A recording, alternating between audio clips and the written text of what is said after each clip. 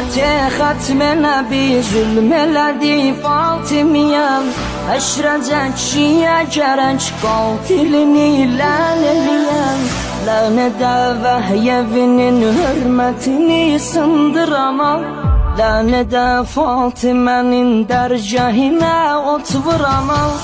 Kapını otladılar, kapını otladılar Yetti köyü qəm bürüdü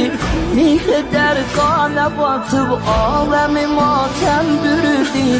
Dedi cənnatdə can Fatimə göz yaşlı Rəsul Səslədi fizzəli fəryadinə Zəhrayı Rəsul Düşdü toprağa o gün doğdu Nəbiyyemədən